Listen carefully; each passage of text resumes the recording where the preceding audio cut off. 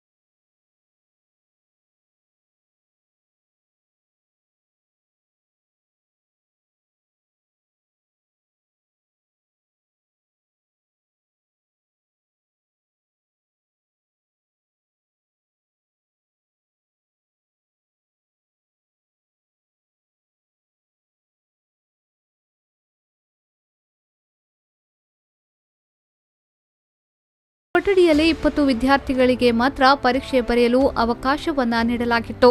ಅಗ್ನಿಶಾಮಕ ದಳ ಆಗಮಿಸಿ ಕೊಠಡಿಯನ್ನ ಅಣುಮುಕ್ತಗೊಳಿಸಿದ ಬಳಿಕವೇ ವಿದ್ಯಾರ್ಥಿಗಳಿಗೆ ಕೊಠಡಿಗಳಿಗೆ ಪ್ರವೇಶವನ್ನ ನಿಗದಿಪಡಿಸಲಾಗಿತ್ತು. ಈಗ ಪೋಸ್ಟ್ಪೋನ್ ಮಾಡಿದಂಥ SSLC ಪರೀಕ್ಷೆ ಇವತ್ತಿನಿಂದ 3 ದಿವಸಗಳಲ್ಲಿ ಆಗಿ ನಡೆಯುತ್ತದೆ. ಮೆಡಿಕಲ್ ಬೋರ್ಡಿನ ಎಲ್ಲ ಗೈಡ್ಲೈನ್ಸ್ಗಳನ್ನು ಪಾಲಿಸಿಕೊಂಡು ನಾವು ಇಲ್ಲಿ ಎಲ್ಲ ರೀತಿಯ ವ್ಯವಸ್ಥೆಗಳನ್ನು ಮಾಡಿದ್ದೇವೆ.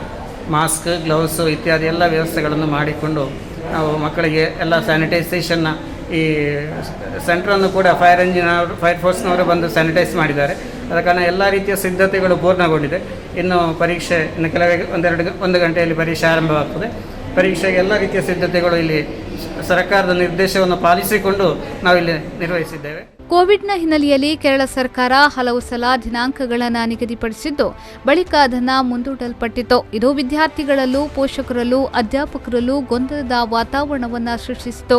ಅಂತೂ ಕೊನೆಗೆ ಇದೀಗ ಪರೀಕ್ಷೆಗಳು ಆರಂಭಗೊಂಡಿರುವುದು ವಿದ್ಯಾರ್ಥಿಗಳಲ್ಲೂ, ಪೋಷಕರಲ್ಲೂ ಸಂತೋಷವನ್ನ ಮೂಡಿಸಿದೆ.